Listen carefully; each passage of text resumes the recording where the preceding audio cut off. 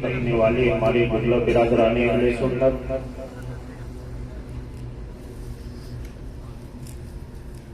خصوصیت کے ساتھ خانقاہ حافظیہ کے صاحب سجادہ پردہ نشین خواتین امت، السلام علیکم ورحمۃ اللہ وبرکاتہ۔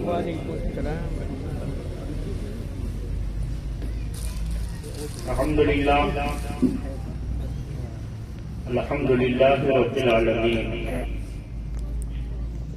والصلاة والسلام علی حبیبہ سید المرسلین وعلی آلہ واصحابہ اجمعین، اما بعد، فاعوذ باللہ من الشیطان الرجیم، بسم اللہ الرحمن الرحیم۔ قد افلح من تزکا، آمنت باللہ صدق اللہ العظیم۔ محترم سامعین اکرام، بعد عشاء سے جشن غوث اعظم کا یہ پروگرام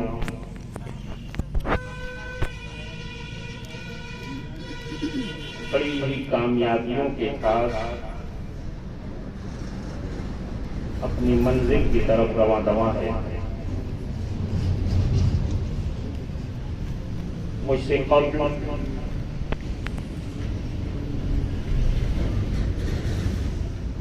آپ حضرات نے محب مکرم استاذ الحفاظ حضرت حافظ و قاری محمد ظفیر صاحب قبلہ سے ایک معلوماتی خطاب سماعت فرمایا۔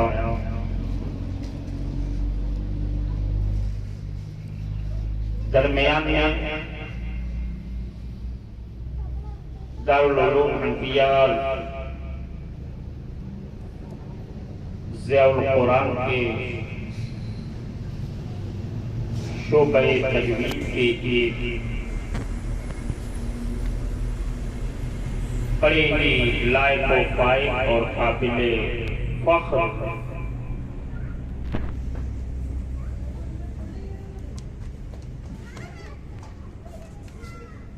شاعر سے پاکیزہ کلام نے سماعت فرمایا ہے۔ تھوڑی دیر کے لیے میں حاضر ہوں، بیدار رہیں گے آپ لوگ، تقریر تھوڑی لمبی ہو سکتی ہے کیونکہ تقریر کی نہیں جاتی ہے، تقریر کرائی جاتی ہے۔ آنا میری ذمہ داری تھی، میں نے دعوت قبول کی تھی اور میں حاضر آیا۔ اب تقریر ہونی کتنی دیر ہے یہ آپ کے اوپر۔ میں بھی اپنی گفتگو کا آغاز امام عشق و محبت، آبرو اہل سنت، مجدد دین و ملت، فقیہ اسلام، چشم و چراغ خاندان برکات، اعلی حضرت شاہ امام احمد رضا قادری برکاتی محدث بریلی علیہ رحمت کے کلام سے کر رہا ہوں۔ آپ فرماتے ہیں، لحد میں عشق روح شر کا داغ لے کے چلے، لحد میں عشق روح شر کا داغ لے کے چلے، اندھیری رات سنی تھی چراغ لے کے چلے۔ یا رسول اللہ تیرے غلاموں کا نقش قدم ہے راہ خدا، تیرے غلاموں کا نقش قدم ہے راہ خدا، وہ کیا بھٹک سکے جو یہ سراغ لے کے چلے۔ سبحان اللہ، ماشاءاللہ، بہت بہت۔ غریب آئے ہیں در پر تیرے غریب نواز، کرو غریب نوازی میرے غریب نواز، سبحان اللہ، تمہارے در کی کرامت یہ بارہا دیکھی، غریب آئے اور خود بن گئے غریب نواز۔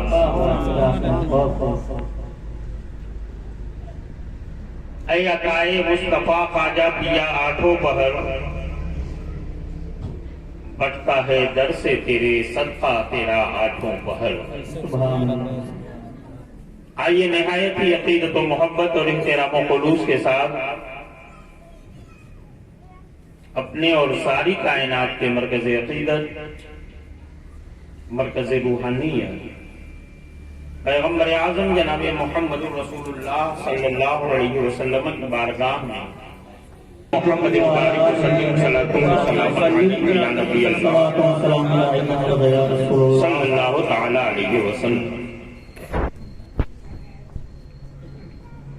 عزیزان ملت اسلامیہ، انتھک کوششوں اور بے پناہ محنتوں سے آج کی اس تقریب کو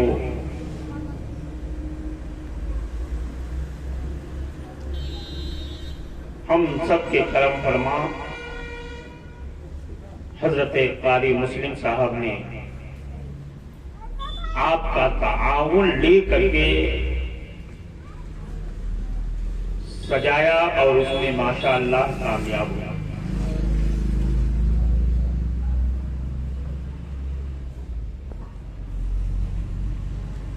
اللہ والوں کے ذکر کی یہ محفل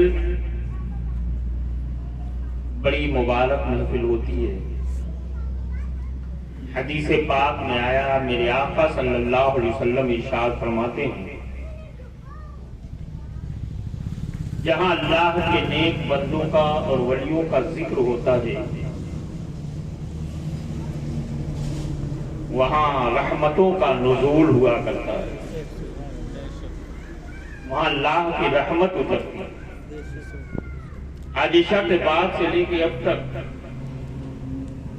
ہم جو خواجہ خواجہ کر رہے ہیں، ہم جو ان کا نام لے رہے ہیں، ہم جو ان کی منقبت پڑھ رہے ہیں، تو صرف اس لیے کہ ہم ان کا ذکر کرتے جائیں اور اللہ کی رحمتیں ہم پر اترتی چلی جائیں اور جو اللہ والے ہوتے ہیں وہ دنیا میں بھی انسانوں کا سہارا ہوتے ہیں اور آخرت میں بھی انسانوں کا سہارا بنتے ہیں۔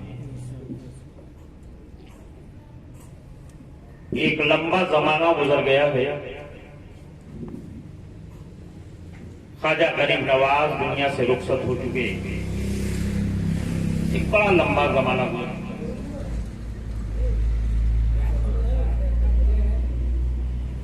قریب 800 سال کا زمانہ گزر گیا۔ ہندوستان کی سرزمین پر خواجہ خواجہ سلطان الہند عطائے رسول حضرت خواجہ غریب نواز رضی اللہ تعالی عنہ تشریف لے آئے،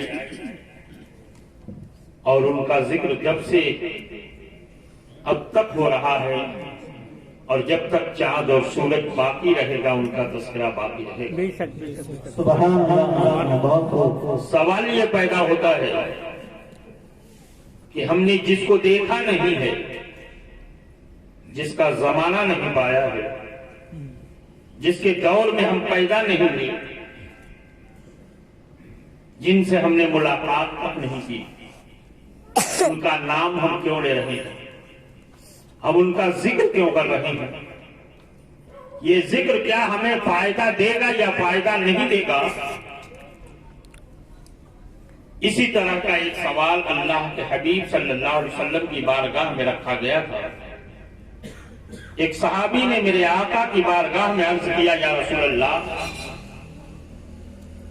آپ ایسے انسان کے بارے میں کیا فرماتے ہیں جو کسی سے محبت کرتا ہو لیکن اس سے ملاقات نہ کیا، نام سنتا ہو تو قربان ہو جاتا ہو، سیرت پڑھتا ہو تو مچل جاتا ہو، لیکن کبھی ملاقات کا اسے موقع نہ مل پایا ہو۔ کیا یہ محبت اس کو کام دے گی؟ تو حدیث پاک سنو، میرے آقا نے جواب یہ ارشاد فرمایا، المرء مع من احب، سبحان اللہ سبحان انسان جس سے محبت کرے گا اللہ، کل قیامت کے دن اسی کے ساتھ اٹھایا جائے گا۔ بے شک سبحان اللہ، یہ میرے آقا نے فرمایا ہے، تم دنیا میں جس سے محبت کرو گے کل قیامت کے دن اسی کے ساتھ اٹھائے جاؤ گے۔ سب سے پہلے تو میں ان کی زندگی پہ اپنے افسوس کا اظہار کروں اس حدیث پاک کی روشنی میں۔ جو لوگ اس دنیا میں آنے کے بعد کسی شراب یا شرابی سے محبت کرتے ہیں، جوا یا جواری سے محبت کرتے ہیں، گناہوں میں ڈوبے ہوئے انسانوں سے محبت کرتے ہیں، ایسے انسان سے محبت کرتے ہیں جو انسان اپنی زندگی کو اسلام کے مطابق نہیں گزارتے، نچنیوں اور گویوں سے محبت کرتے ہیں، فلمی ہیرو سے محبت کرتے ہیں، فلم کی دنیا میں کام کرنے والے انسانوں سے محبت کرتے ہیں، وہ لوگ عبرت حاصل کریں۔ میرے آقا فرماتے ہیں کہ تم دنیا میں جس سے محبت کرو گے کل قیامت کے دن اسی کے ساتھ اٹھائے جاؤ گے۔ سبحان اللہ، بے شک اگر تم شرابی سے محبت کرو گے تو شرابی کے ساتھ اٹھائے جاؤ گے، اگر تم زانی سے محبت کرو گے اس کے ساتھ اٹھائے جاؤ گے، اگر تم جواری سے محبت کرو گے اس کے ساتھ اٹھائے جاؤ گے، اگر تم کسی دنیا کے ہیرو سے محبت کرو گے اس کے ساتھ اٹھائے جاؤ گے۔ لیکن میں مبارکبادی دینا چاہوں گا، میں خوشخبری دینا چاہوں گا، میں حوصلہ دینا چاہوں گا، میں مسرتوں کی سوغات دینا چاہوں گا ایسے خوش عقیدہ سنی مسلمان بھائی کو جو محبت کرتا ہے، جو کسی عام انسان سے محبت نہیں کرتا بلکہ محبت کرتا ہے تو حضرت خواجہ غریب نواز سے محبت سبحان کرتا اللہ، بے ہے، شک محبت کرتا ہے تو حضرت غوث اعظم سے محبت کرتا ہے، محبت کرتا ہے تو حضرت صابر پاک سے محبت کرتا ہے، محبت کرتا ہے تو حضرت وارث دیوا سے محبت کرتا ہے، محبت کرتا ہے تو مخدوم شاہ مینا ولی سے محبت کرتا ہے، محبت کرتا ہے تو اولیاء اللہ سے محبت کرتا ہے، بزرگان دین سے محبت کرتا ہے۔ اگر یہ ہماری محبت اللہ کی بارگاہ میں قبول ہو گئی تو نبی کی حدیث کے مطابق تم جس سے محبت کرو گے قیامت کے دن اسی کے ساتھ اٹھائے جاؤ گے۔ ہم خواجہ کا ذکر اس لیے کرتے ہیں، ہم غوث اعظم کا ذکر اس لیے کرتے ہیں، وارث دیوا کا ذکر اس لیے کرتے ہیں، اولیاء اللہ کا تذکرہ اس لیے کرتے ہیں تاکہ ان کی محبتیں ہمارے دلوں میں بیٹھی رہیں، ان کی محبت کا چراغ ہمارے سینے میں جلتے رہے، ہماری وابستگی ان سے رہے، ان کی چوکھٹ سے رہے، ان کے آستانے سے رہے، ان کے کردار سے رہے اور انہی کی عقیدت و محبت میں ہماری زندگی گزرے اور یہ عقیدت رب کی بارگاہ میں قبول ہو جائے۔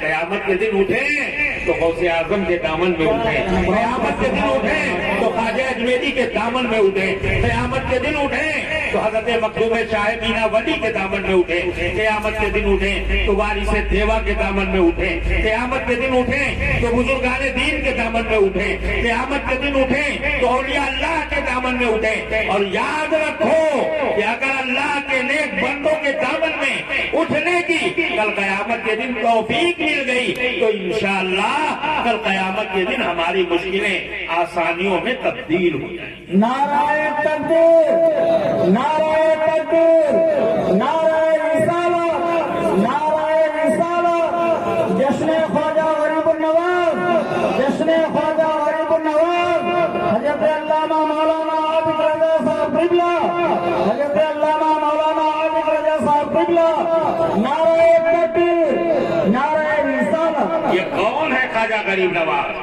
آج جن کا ہم نعرہ لگا رہے ہیں؟ یہ کون ہے خواجہ غریب نواز آج ہم جن کا دم بھر رہے ہیں، جنہیں ہم ہندوستان کی سرزمین کا بادشاہ کہہ رہے ہیں اور جن کی بارگاہ میں وقت کا بادشاہ بھی اپنا دامن پھیلائے لے کر کے حاضر ہو رہا ہے؟ یہ کون ہے خواجہ غریب نواز؟ یہ وہ ہیں جو اللہ کے حبیب کی بارگاہ سے ہندوستان کی سرزمین پر بھیجے گئے۔ آقا کائنات کے آستان مقدسہ پر حضرت خواجہ غریب نواز حاضر ہے۔ اور اللہ کے حبیب کی بارگاہ سے انہیں یہ حکم ملا ہے کہ تم ہندوستان کی سرزمین سے جاؤ اور اسلام کے پرچم کو بلند کرو۔ حضرت خواجہ غریب نواز وہاں سے ہندوستان کی سرزمین پر اسلام کی عظمتوں کے لیے تشریف لے آئے ہیں، اور پھر دنیا نے دیکھا کہ حضرت خواجہ غریب نواز جب ہندوستان کی سرزمین پر تشریف لے آئے تو طرح طرح کی مشکلات سے آپ کو مقابلہ کرنا پڑا ہے۔ بڑی دنیا کی طاغوتی توانائیوں سے آپ کو مقابلہ کرنا پڑا ہے، بڑے بڑے جادوگروں سے آپ کو مقابلہ کرنا پڑا ہے، مگر اسلام کے نام پر حضرت خواجہ غریب نواز ہر قدم پر آگے بڑھتے رہے۔ کبھی انہوں نے اپنی دعاؤں کا سہارا لیا، کبھی آپ نے اپنی کرامتوں کا سہارا لیا، کبھی آپ نے اپنے افواج کی توانائیوں اور تیر و لشکر کا سہارا لیا، مگر ایک قدم بھی حضرت خواجہ غریب نواز پیچھے ہٹنے کے لیے تیار نہیں۔ اور نتیجے کی شکل میں دنیا نے دیکھا کہ میرا خواجہ غریب نواز جب اجمیر کی دھرتی پہ اسلام کے پرچم کو بلند کرنے کے لیے آگے بڑھتا ہے تو حضرت خواجہ غریب نواز کے اوپر پہرا لگا دیا گیا تھا پانی کا کہ ایک قطرہ بھی آپ کو انا ساگر سے نہیں دیا جائے گا۔ فوج گھیرے ہوئے ہے انا ساگر کو اور پابندی لگا دی گئی ہے۔ ایسے وقت میں اللہ کے ولی کی شان کو ذرا دیکھو کہ آپ نے اپنے مرید و خلیفہ حضرت خواجہ قطب الدین بختیار کاکی سے فرمایا تھا کہ میرا کٹورا اٹھاؤ اور لے کر کے انا ساگر کے پاس جاؤ اور جا کر کے کہو کہ انا ساگر تو اپنی جھولیوں میں سمٹا ہوا نہ رہ، چل تجھے خواجہ غریب نواز نے بلایا ہے۔ اتنا کہو پھر میری کرامت کا منظر دیکھو گے۔ حضرت خواجہ قطب الدین بختیار کاکی رحمت اللہ علیہ انا ساگر کے قریب لے جا کر کے حضرت سرکار غریب نواز کے کٹورے کو رکھ کر کے کہتے ہیں چلو تمہیں میرے مرشد غریب نواز نے بلایا ہے۔ اتنا سننا تھا کہ سارا پانی آپ کے کٹورے میں اتر جاتا ہے۔ کتنا لمبا ہے انا ساگر، کتنا چوڑا ہے انا ساگر، آپ گئے ہوں گے تو آپ نے اس کا جائزہ لیا ہوگا، اور ایک کٹورا کتنا بڑا ہوا کرتا ہے، مگر قربان جاؤ بات کٹورے کی نہیں ہے، بات اللہ کے ولی کی زبان کی ہے، بات کٹورے کی نہیں ہے، بات اللہ کے ولی کی کرامت کی ہے کہ اللہ کے ولی کا نام لے لیا گیا ہے۔ اے انا ساگر چلو تمہیں غریب نواز نے بلایا ہے، تو وہ پھیلا ہوا پانی سمٹتا ہے اور ایک کٹورے کے اندر سمٹ کے چلا آتا ہے۔ کٹورا اٹھائے ہوئے حضرت خواجہ غریب نواز کی بارگاہ میں حضرت خواجہ قطب الدین بختیار کاکی رحمت اللہ علیہ پہنچ جاتے ہیں۔ میں یہ عرض کرنا چاہوں گا، کرامت تو یہ بہت مشہور ہے، آپ نے ایک نہیں ہزاروں علماء سے اس بات کو سنا ہوگا، میں صرف آج کے اس واقعے کے تحت آپ کو یہ بتانا چاہوں گا کہ ایک خواجہ غریب نواز کا کٹورا ہے جو بہت بڑا تو نہیں ہو سکتا، لیکن پورا انا ساگر اسی کے اندر اگر اترتا نظر آیا تو ایک کٹورے کے اندر اتنی وسعت کہاں سے آ گئی، اتنا پھیلاؤ کہاں سے آ گیا کہ پورا پانی اسی کے اندر آتا ہوا نظر آیا ہے۔ عزیزان ملت اسلامیہ، یہ حضرت خواجہ غریب نواز کی وہ کرامت ہے جس کا ہم اندازہ نہیں لگا سکتے۔ آج کے دور میں ہم سے یہ کہا جاتا ہے کہ سنی صحیح العقیدہ مسلمان جب اپنے نبی کے دامن کرم کی اور جب اپنے نبی کے چادر محبت کی بات کرتا ہے تو وہ کہتا ہے کہ کل قیامت کے دن ہم نبی کے دامن میں چھپ جائیں گے، نبی کی چادر میں چھپ جائیں گے، ایک نہیں کروڑوں امتی، اور ہر امتی کہہ رہا ہے ہم نبی کے دامن میں چھپ جائیں گے، نبی کی چادر میں چھپ جائیں گے۔ یہ کہنے والے کوئی دیوانے تو نہیں ہیں، آخر نبی کا دامن کتنا بڑا ہے، نبی کی چادر کتنی بڑی ہے کہ کروڑوں امتی چھپنے کی بات کر رہے ہیں۔ میں ان لوگوں سے یہ کہنا چاہوں گا، اے نادانو، تم اپنے دامن کی طرح میرے نبی کے دامن کو نہ سمجھو، تم اپنی چادر کی طرح میرے نبی کی چادر کو نہ سمجھو، تم اپنے لباس کی طرح میرے نبی کے لباس کو نہ سمجھو۔ آؤ اجمیر کی گلی میں حضرت خواجہ غریب نواز رحمت اللہ علیہ کی روحانیت کا ذرا اندازہ لگاؤ۔ خواجہ غریب نواز کے کٹورے میں جب پورا انا ساگر آ سکتا ہے تو نبی کے دامن کرم میں کل قیامت کے دن پوری امت سبحان اللہ، نعرہ تکبیر، نعرہ تکبیر، نعرہ رسالت، نعرہ رسالت، جشن خواجہ غریب النواز، جشن خواجہ غریب النواز، نعرہ تکبیر، نعرہ رسالت۔ جب ان کے گدا بھر دیتے ہیں شاہانے زمانہ کی جھولی، جب ان کے گدا بھر دیتے ہیں شاہانے زمانہ کی جھولی۔ علی محتاج کا جب یہ عالم ہے، مختار کا عالم کیا ہوگا۔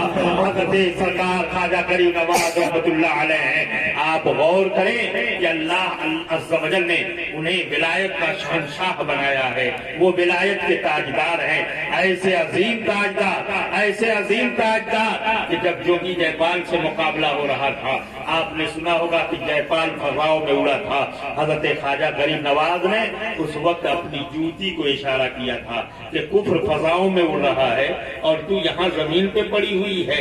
آپ غور کریں، جوتی کس کی بنائی جاتی ہے؟ لکڑیوں کی بنائی جاتی ہے یا چمڑے کی بنائی جاتی ہے؟ کھڑاؤ لکڑیوں کی بنتی ہے، پیر کی جوتی چمڑے یا اس طرح کی چیزوں سے بنا کرتی ہے۔ وہ چیز بولنے کی طاقت نہیں رکھتی ہے، وہ اڑنے کی صلاحیت نہیں رکھتی ہے، وہ اوپر اٹھنے کی صلاحیت نہیں رکھتی ہے، مگر جب اس کی نسبت ایک اللہ کے ولی کے قدم سے ہو جاتی ہے اور جب اللہ کا ولی اس کو بول دیتا ہے کہ کفر فضا میں ہے اور میری جوتی تو زمین پہ ہے، یا کفر کا کام تمام کر، تو حضرت خواجہ غریب نواز کی جوتی اب اڑنا شروع ہو جاتی ہے اور جوگی جے پال کے سر پر لگتی ہے اور اسے مار مار کر کے زمین پہ لا رہی ہے۔ بتا رہے ہیں حضرت خواجہ غریب نواز کسی اور ذریعے سے بھی اس کی تسخیر کر سکتے تھے، کسی اور ذریعے سے بھی اس کو اپنے چنگل میں لا سکتے تھے، کسی اور کرامت کے ذریعے بھی جوگی جے پال کے سامنے حق کو صداقت کا پرچم بلند کر سکتے تھے، مگر خواجہ غریب نواز اپنی جوتی کو کیوں بھیج رہے ہیں؟ دنیا کو یہ سبق دینے کے لیے کہ اے دنیا والوں، جو اسلام کے خلاف اس طرح کی زبان درازی کرے گا اور اسلام کی صداقت اور اسلام کی حقانیت کو مانتا ہوا نظر آنا ہے اور اللہ کے ولیوں سے مقابلہ کرے گا، اللہ کے ولیوں کے سامنے اپنا جادو دکھانے کی کوشش کرے گا، تو ایسے کا علاج زبان نہیں ہوتی ہے، ولی کے قدم کی جوتی ہوا کرتی ہے۔ آپ نے اپنی جوتی کو بتاؤ میں بھیجا ہے اور اس کے سر پہ پڑ رہی ہے اور زمین پہ لا رہی ہے۔ میں آپ سے یہ عرض کرنا چاہوں گا یہ سب کچھ کیسے ہو رہا تھا؟ یہ ان کی روحانی توانائی تھی جن کی بنیاد پر ہو رہا تھا۔ یہی خواجہ غریب نواز علیہ رحمت و رضوان میں بڑا مشہور ترین واقعہ ہے کہ آپ نے دلی کی سرزمین پر حضرت خواجہ قطب الدین بختیار کاکی رحمت اللہ تعالی علیہ کو دلی کا قطب بنا کر کے بھیجا تھا۔ آپ خواجہ قطب الدین بختیار کاکی کے آستانے پہ حاضر ہوا کرے ہوں گے۔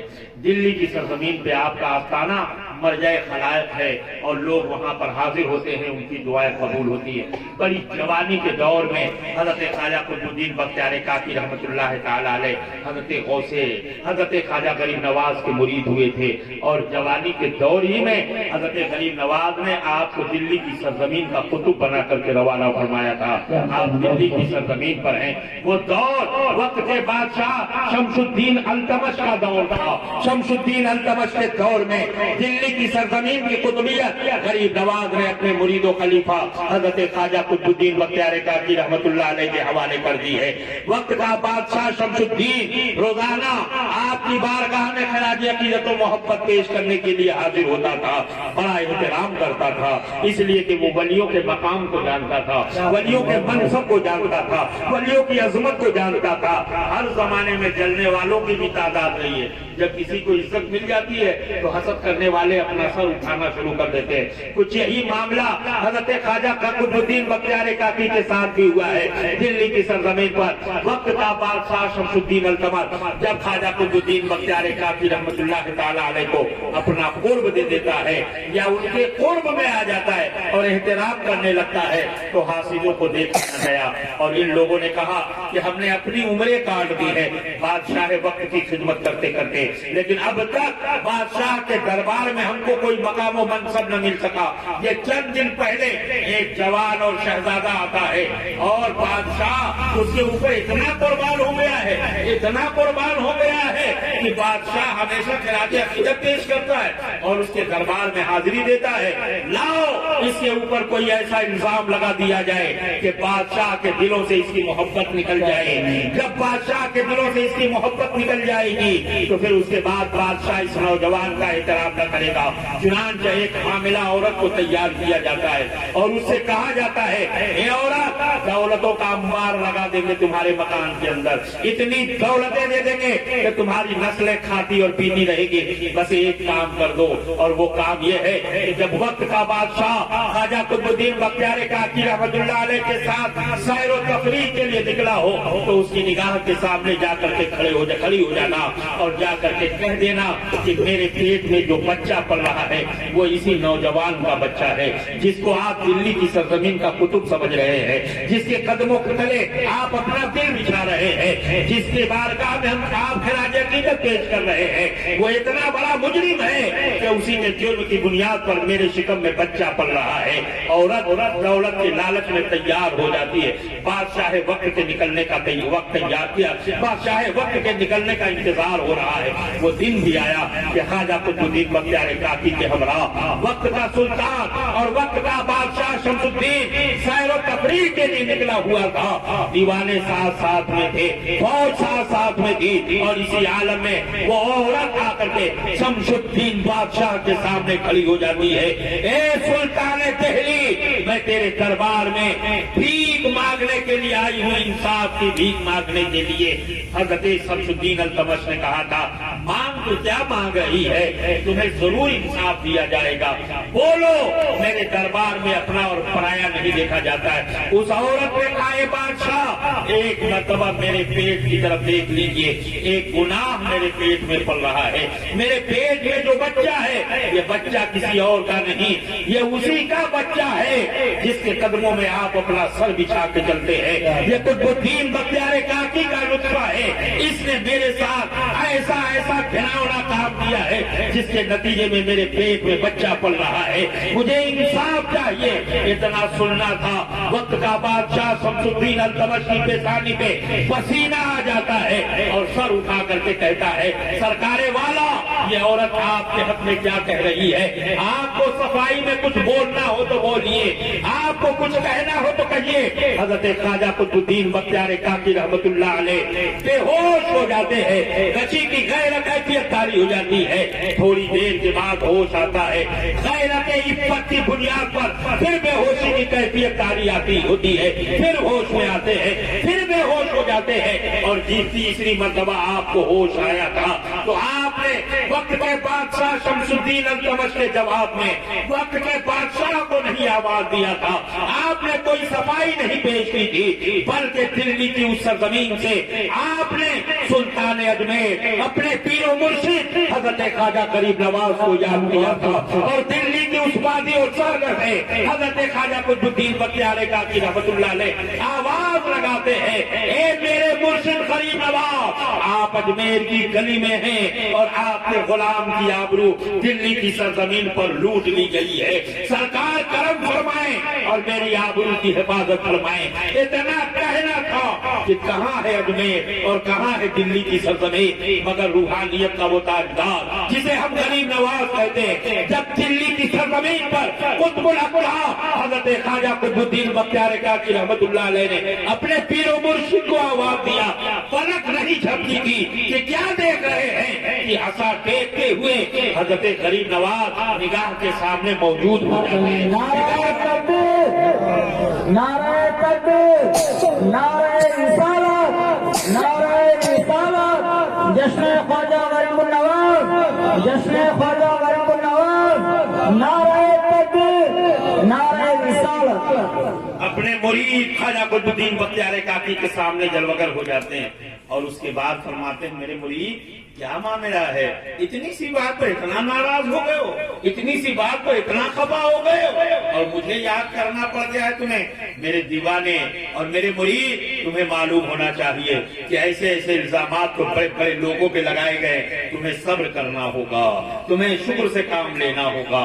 اس کے بعد حضرت خواجہ قطب الدین بختیار کاکی رحمت اللہ علیہ سے غریب نواز پوچھتے ہیں کہاں ہے وہ عورت، اس عورت کو میرے سامنے لایا جائے۔ چنانچہ اس عورت کو حاضر کیا جاتا ہے۔ حضرت غریب نواز کی کرامت دیکھو، حضرت غریب نواز رحمت اللہ علیہ اپنا عصائے مبارک اٹھاتے ہیں اور اس عورت کے شکم پر مار کر کے کہتے ہیں اے بچے بول، تو کس کا بیٹا ہے؟ تو ماں کے پیٹ سے بچہ بول رہا تھا سرکار میں اپنے باپ کی جائز اولاد ہوں، میری ماں نے صرف دولت کی لالچ میں قطب الدین بختیار کاکی پر اتنا بڑا الزام لگا دیا ہے، میں یہ عرض کرنا چاہوں گا آپ غور کریں اور اندازہ لگائیں دلی کی سرزمین کہاں ہے، اجمیر کی وادی کہاں ہے، مگر جب مصیبت پڑی ہے تو خواجہ قطب الدین بختیار کاکی رحمت اللہ علیہ نے سلطان الہند حضرت خواجہ غریب نواز کو یاد کیا ہے۔ خواجہ غریب نواز اس کی مدد کرتے ہوئے نظر آ رہے ہیں۔ آج بھی اگر غریب نواز کا کوئی دیوانہ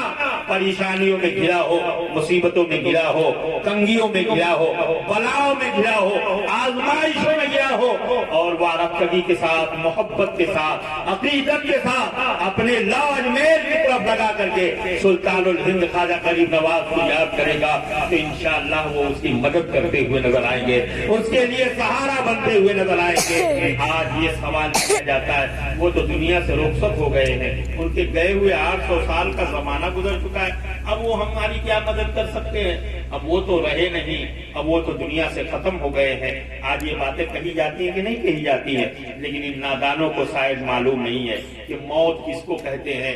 یاد رکھو جب انسان کا انتقال ہو جایا کرتا ہے تو انسان کی روح نہیں مرا کرتی ہے بلکہ روح موجود رہا کرتی ہے۔ صرف موت میں اتنا ہوتا ہے کہ انسان کے جسم سے انسان کی روح الگ ہو جایا کرتی ہے، اسی کا نام موت ہے۔ اور اس کے بارے میں علماء نے ایک مثال دی ہے کہ جیسے ایک پجڑا ہو اور اس میں ایک پرندہ بند کر کے رکھ دیا گیا ہو، اسی طرح انسان کے جسم کے پجڑے میں یہ روح کا پرندہ بند کر کے رکھا ہوا ہے، اور جب یہ پرندہ جسم کے پجڑے سے آزاد ہو جاتا ہے تو جس طرح پجڑے کا نکلا ہوا پرندہ اتنا آزاد ہو جاتا ہے کہ کبھی چھولا کی چھت پر بیٹھتا ہے، کبھی کسی کی چھت پر بیٹھتا ہے، کبھی کسی درخت پر بیٹھتا ہے، کبھی یہاں جاتا ہے، کبھی وہاں جاتا ہے۔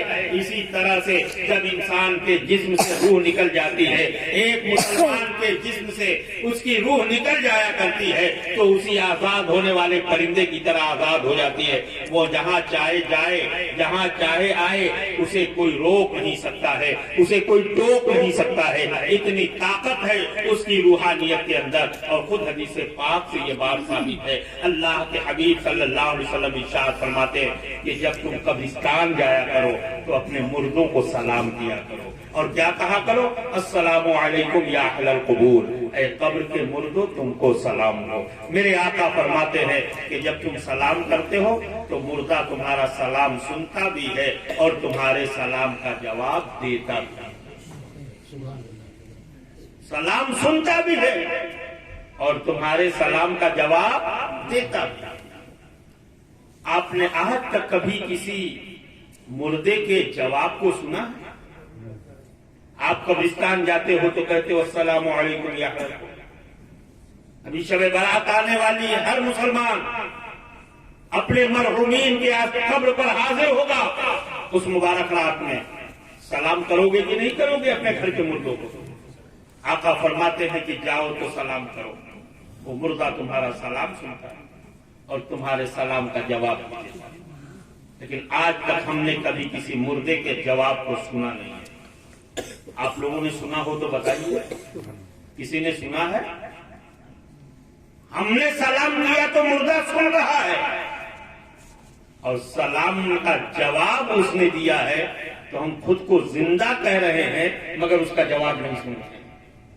پتا چلا کہ جب ایک مسلمان انتقال کر جاتا ہے اور اس کے جسم سے روح نکل جاتی ہے تو اس کے روح کے سننے کی طاقت زندہ لوگوں سے زیادہ ہو جائے کہ ہم سلام کرتے ہیں تو سن لیتا ہے اور وہ جواب دیتا ہے تو ہم نہیں سن پاتے۔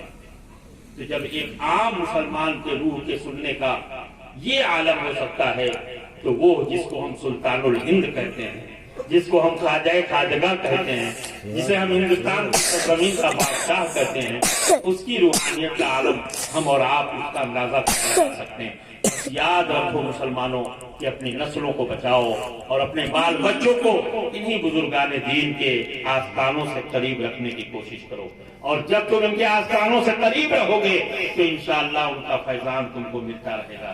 سلطان الہند حضرت خواجہ غریب نواز رحمت اللہ علیہ کی شان و عظمت کا تو یہ عالم ہے، اللہ اکبر، کہ آپ نے تو دیکھا ہوگا کہ پوری دنیا سے وہاں لوگ ضرورت مند بن کر کے آتے ہیں۔ بادشاہ بھی ہو تو ضرورت مند بن کے جاتا ہے، وقت کا امیر بھی ہو تو ضرورت مند بن کے جاتا ہے، وقت کا غریب بھی ہو تو ضرورت مند بن کے جاتا ہے، اور خواجہ کے آستانے پر پہنچنے والا کبھی نامراد اور مایوس واپس نہیں ہوا کرتا۔ وہ سب کی جھولیاں بھرتے ہیں، وہ سب کی سنتے ہیں۔ کوئی بیمار ہے، صحیح نہیں ہو رہا ہے، جا کے دیکھو خواجہ کی چوکھٹ پہ وہ اپنا دامن پھیلائے ہوئے ہے۔ کوئی تنگ دست ہے، گھر میں تنگی اور فاقے کی نوبت ہے، تو خواجہ کے آستانے پہ اپنا دامن پھیلائے ہوئے ہے۔ اگر کوئی کسی ناجائز مقدمے میں ماخوذ ہے، آزادی نہیں مل رہی ہے، تو خواجہ کے آستانے پہ پہنچ کر کے اپنا دامن پھیلائے ہوئے خواجہ سے مانگتا ہوا نظر آ رہا ہے۔ یہ سب کیوں ہو رہا ہے؟ کیا یہ پاگلوں کی جماعت جا رہی ہے؟ وہ جا رہے ہیں جن کو خواجہ کی بارگاہ سے ٹکڑا مل رہا ہے۔ ارے جو لوگ مانتے ہیں وہ تو جاتے ہی ہیں، جب پریشانیاں ہر طرف سے گھیر لیتی ہیں تو جو بزرگوں کی عظمت کا انکار کرتے ہیں کہ وہ کیا دیں گے، ہم نے ان کو بھی خواجہ کی چوکھٹ پر سوال کرتے ہوئے دیکھا ہے، دامن پھیلاتے ہوئے دیکھا ہے، مانگتے ہوئے دیکھا ہے۔ خواجہ کی چوکھٹ پر ہم ان کو گڑ گڑاتے ہوئے دیکھے ہیں، ہم ان کو روتے ہوئے دیکھے ہیں۔ میں یہ عرض کرنا چاہوں گا، اور خواجہ بھی اتنے کریم ہے کہ وہ اپنا اور پرایا نہیں دیکھا کرتے ہیں۔ جب مانگنے والا آ جاتا ہے تو نواز دیا کرتے ہیں، وہ دے دیا کرتے ہیں۔ ایک مرتبہ حضرت خواجہ غریب نواز رحمت اللہ علیہ کے آستانے پر ایک فقیر پہنچا ہے اور وہ کہتا ہے، خواجہ میں پریشان ہوں، میں غریب ہوں، میں تنگ دست ہوں، سنا ہے آپ کی چوکھٹ سے کوئی محروم واپس نہیں جایا کرتا، خواجہ مجھے 10 روپے کی ضرورت ہے، آپ مجھے عطا کر دیجئے۔ وہ مانگ رہا ہے، خواجہ 10 روپیہ دے دو، خواجہ 10 روپیہ دے دو، خواجہ 10 روپیہ دے دو۔ مانگ رہا تھا، اتنے میں ایک ایسا شخص آ گیا جو اس بات کا منکر تھا، اس کا عقیدہ یہ تھا کہ یہ اللہ والے اب کچھ دے نہیں سکتے ہیں، یہ بلا وجہ مانگا جا رہا ہے، وہ تو دنیا سے چلے گئے، اب وہ کیا دیں گے؟ وہ جا کر اس کے سامنے کھڑا ہو گیا اور کہا، تو کس سے مانگ رہا ہے؟ خواجہ سے مانگ رہا ہے، خواجہ کیا دیں گے؟ خواجہ تو دنیا سے جا چکے ہیں، اگر ہوتے تو دیتے، تم مردے سے مانگ رہے ہو، مانگنا ہے تو مجھ جیسے زندہ سے مانگو۔ اور اس کے بعد جیب میں ہاتھ ڈالا، 10 کی نوٹ نکالا اور اس فقیر کے حوالے کر دیا اور کہا، پکڑو میری طرف سے، مردے سے مانگتے ہو، مردہ کیا دے گا؟ اس نے اس 10 کی نوٹ کو لیا، اپنے ہونٹوں سے چوما، اپنی آنکھوں سے لگایا، اپنے سر پر رکھا اور خواجہ کی طرف متوجہ ہو گیا اور اپنا منہ خواجہ غریب نواز کے قبر کی طرف کر کے کہتا ہے، وارے خواجہ تیری کرامات، مان گیا تیری عظمت کو، مان گیا تیری کرامت کو۔ میرے خواجہ جب تو دلوانے پہ آتا ہے تو اپنے دوست سے تو دلواتا ہی ہے، اپنے دشمن سے بھی دلوا دیا کرتا ہے۔ ابھی یہ انکار کر رہا تھا، ابھی یہ کہہ رہا تھا خواجہ کیا دے سکتے ہیں، ارے خواجہ تم نے اسی سے دلوا دیا ہے، وہی دے رہا ہے۔ میں یہ عرض کرنا چاہوں گا، یہ در خواجہ کی بات ہے کہ خواجہ کی بارگاہ پہ پہنچنے والا مایوس نہیں جایا کرتا۔ اور میرے خواجہ کی عظمتوں کا یہ عالم ہے کہ حضرت خواجہ غریب نواز رحمت اللہ علیہ کے آستانے پر وقت کے سلطان حضرت اورنگزیب عالمگیر رحمت اللہ تعالی علیہ ایک مرتبہ حاضر ہوتے ہیں تو کیا دیکھتے ہیں کہ ایک آدمی جو ایک آنکھ سے اندھا ہے وہ حضرت خواجہ غریب نواز کے چوکھٹ کے سامنے کھڑا ہے اور وہ کہہ رہا ہے، خواجہ مجھے آنکھیں دے دو، خواجہ مجھے آنکھیں دے دو، خواجہ مجھے آنکھیں دے دو۔ حضرت اورنگزیب عالمگیر رحمت اللہ علیہ جب پہنچے تو آپ قریب اس کو بلاتے ہیں اور کہتے ہیں، یہ بتاؤ کہ تم خواجہ صاحب سے آنکھ کئے دن سے مانگ رہے ہو؟ اس نے کہا، سرکار میں 3 دن سے مانگ رہا ہوں۔ وہ پہچان نہیں رہا تھا کہ وقت کا سلطان ہے، وہ پہچان نہیں رہا تھا کہ اورنگزیب عالمگیر ہے۔ کہا، حضور میں آپ کو جانتا تو نہیں، 3 دن سے میں خواجہ صاحب سے آنکھ مانگ رہا ہوں۔ تو پھر کیا ہوا، آنکھ نہیں ملی؟ نہیں سرکار، اب تک تو ہماری دعا قبول نہیں ہوئی، یہی ایک آنکھ ہے، اگر یہ بھی چلی گئی تو بڑا مشکل ہو جائے گا، اس لیے میں چاہتا یہ ہوں کہ خواجہ صاحب میری دوسری آنکھ کی جو روشنی ختم ہو گئی ہے اگر واپس کر دیں تو میری زندگی بڑی آسان ہو جائے گی۔ حضرت اورنگزیب عالمگیر رحمت اللہ علیہ نے بڑے جلال میں ارشاد فرمایا، مجھے پہچان میں کون ہوں، میں اورنگزیب عالمگیر ہوں، میں بادشاہ وقت ہوں، مجھے پہچانو۔ اور میں جا رہا ہوں غریب نواز کے آستانے پہ فاتحہ پڑھنے اندر، اور فاتحہ پڑھ کر کے واپس آؤں گا، آنے کے بعد پھر تم سے میں ملوں گا۔ اگر تمہاری روشنی صحیح نہیں ہوئی، اگر تمہاری آنکھ کی روشنی واپس نہ آئی تو جو ایک آنکھ تمہاری صحیح ہے نا، اس آنکھ کی بھی روشنی میں ختم کر دوں گا۔ اس آنکھ کو بھی میں پھوڑ دوں گا. میں جا رہا ہوں اور فاتحہ پڑھنے کے لیے بس اتنی ہی دیر کا موقع ہے تمہارے لیے. مانگ خواجہ سے اگر آنکھ مل گئی تو ٹھیک ہے ورنہ دوسری آنکھ کی بھی خیریت نہیں ہے. اتنا کہا اور حضرت اورنگزیب عالمگیر رحمۃ اللہ علیہ اندر تشریف لے گئے. مواجہہ شریف کے اندر قبر خواجہ کریم نواز نگار کے سامنے آپ نے فاتحہ پڑھی اور فاتحہ پڑھنے کے بعد جب آپ باہر تشریف لے آئے تو اس فقیر سے ملاقات کیا. اب وہ رو رہا تھا باہر, خواجہ مجھے آنکھ دے دو, خواجہ مجھے آنکھ دے دو. بادشاہ وقت دھمکی دے کر کے گیا ہے, اگر آنکھ واپس نہ آئی تو دوسری آنکھ کو بھی ختم کر دوں گا, اگر آنکھ صحیح نہ ہوئی تو دوسری آنکھ کی روشنی بھی ختم کر دی جائے گی. اے خواجہ اب تو میری زندگی کے لالے پڑ جائیں گے, اے خواجہ اب تو میری زندگی اندھیروں میں چلی جائے گی, اے خواجہ اب تو میں زندگی گزار نہیں پاؤں گا, خواجہ مجھے آنکھ دے دو, خواجہ مجھے آنکھ دے دو. تڑپ رہا ہے, رو رہا ہے, بلک رہا ہے, آنسو بہا رہا ہے. حضرت اورنگزیب عالمگیر رحمۃ اللہ علیہ جب فاتحہ پڑھ کر کے واپس آئے تو آپ نے ارشاد فرمایا آنکھیں کھول اور بتا کہ تیری بینائی واپس آئی کہ نہیں آئی. اس نے آنکھیں کھولی, کہا سرکار میری تو دونوں آنکھ صحیح ہو گئی ہے, روشنی آ گئی ہے, میں سب کچھ دیکھ رہا ہوں. حضرت اورنگزیب عالمگیر نے فرمایا ایسے نہیں, آنکھیں ایک بند کر کے دوسری آنکھوں سے منظر دیکھ کر کے بتاؤ. اس نے سب کچھ بتایا. حضرت اورنگزیب عالمگیر رحمۃ اللہ علیہ کو یقین ہو گیا کہ اس کی آنکھ کی روشنی آ گئی ہے, اس کو روشنی مل گئی ہے. غلاموں نے پوچھا اورنگزیب عالمگیر رحمۃ اللہ تعالی علیہ سے کہ حضور یہ 3 دن سے مانگ رہا تھا لیکن اس کی دعا قبول نہیں ہو رہی تھی, اس کی آنکھ کی روشنی نہیں آ رہی تھی اور یہ تڑپ بلک کر کے مانگ رہا تھا, اور یہ تھوڑے سے لمحے میں آپ نے کیا کہہ دیا ہے کہ اس کی روشنی واپس آ گئی. معاملہ کیا ہے, ماجرا کیا ہے, بات سمجھ میں نہیں آ رہی ہے. تو حضرت اورنگزیب عالمگیر رحمۃ اللہ علیہ نے جواب میں فرمایا تھا سنو, اس کی ایک آنکھ کی روشنی باقی تھی اور ایک آنکھ کی روشنی ختم ہوئی تھی. یہ سوچ رہا تھا دل ہی دل میں کہ اگر روشنی مل گئی تو بہت اچھی بات, اور اگر نہ بھی ملی تو زندگی گزارنے کے لیے ایک آنکھ کافی ہوتی ہے. اس لیے وہ خواجہ صاحب سے مانگ تو رہا تھا مگر دل لگا کے نہیں مانگ رہا تھا, توجہ سے نہیں مانگ رہا تھا, دیوانگی اور وارفتگی کے ساتھ نہیں مانگ رہا تھا. لیکن جب میں نے اس کو دھمکی دے دی کہ اگر آنکھ واپس نہ آئی تو دوسری آنکھ کی بینائی بھی ختم کر دی جائے گی, اب خواجہ صاحب سے جو بھی مانگ رہا تھا دل لگا کے مانگ رہا تھا کیونکہ اب اس کی زندگی کا مسئلہ آ گیا تھا. اب بہت بلک بلک کر کے مانگ رہا تھا, توجہ کے ساتھ مانگ رہا تھا. اور وزیروں کے آستانے کی بات یہ ہے کہ جتنے توجہ سے مانگو گے اتنا ہی ولی کا فیضان تمہارے اوپر ہوگا. آج لوگ کہتے ہم کو نہیں مل رہا ہے تو تم اپنی توجہ کے بارے میں غور کرو. تم نے مانگا ضرور ہوگا مگر دل لگا کے نہیں مانگا ہوگا, تم نے مانگا ضرور ہوگا مگر توجہ لگا کے نہیں مانگے ہوگے. اگر تم دل لگا کر کے ولیوں سے مانگو گے, جتنا دل لگاؤ گے ولیوں کی بارگاہ کا فیضان اتنا ہی تم کو عطا کیا جائے گا. اس لیے میرے عزیزوں اور اے میرے دوستوں میں یہ عرض کرنا چاہوں گا کہ آپ سلطان الہند خواجہ کریم نواز علیہ رحمت و رضوان کی چوکٹ کرم سے وابستہ بھی رہیں, اور جب پریشانیاں آئیں دل لگا کر کے مانگا کیجیے, توجہ کے ساتھ مانگا کیجیے. ولیوں کی بارگاہ سے کوئی محروم واپس نہیں جایا کرتا. ارے سلطان الہند کو اجمیر کی گلیوں میں ہے, آپ اسی میڈیکل کالج میں جا کر کے دیکھ لو, حضرت مخدوم شاہ مینا کے آستانے پہ جا کر کے دیکھ لو, ان کی چوکٹ پر دیکھ لو, ہر طرح کے بیمار وہاں پر کھڑے اور بھیک مانگ رہے ہیں اور ان کی بارگاہ کا صدقہ مل رہا ہے اور ان کو شفا یابی مل رہی ہے. فقیر مانگ رہا ہے تو دولت مل رہی ہے, بے اولاد مانگ رہا ہے تو اولاد پا رہا ہے, مریض مانگ رہا ہے تو بیماری سے نجات مل رہی ہے. یہ سب کچھ کرامتیں تو ہمارے اور آپ کی نگاہوں کے سامنے ہیں.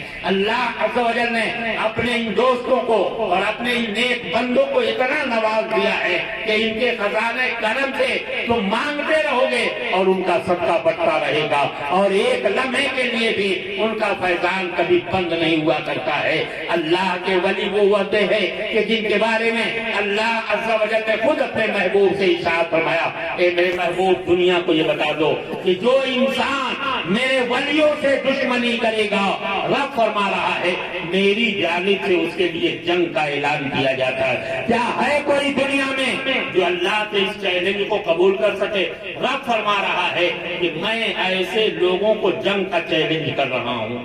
اب غور کریں کہ اللہ کے ولیوں کا مقام کتنا اونچا ہے کہ اللہ عز و جل اپنے ان مقرب بندوں کو اتنا نواز رہا ہے کہ اگر کوئی ان کی توہین کرے، کوئی اگر ان کی گستاخی کرے، کوئی ان کے خلاف اگر کچھ بولے، کوئی شخص اگر ان کے خلاف زبان درازی کرے تو اللہ عز و جل اس سے انتقام لیا کرتا ہے اور اس دشمن کو کئی بڑے کردار تک پہنچایا کرتا ہے۔ اس لیے میرے دوستوں اور میرے عزیزوں، اللہ کے ان نیک بندوں سے وابستہ رہو۔ قرآن عظیم اسی بات کی تاکید کر رہا ہے، یا ایمان والوں کو مخاطب کر کے کہ اے ایمان والو تم اللہ سے ڈرو اور سچے لوگوں کے ساتھ ہو جاؤ۔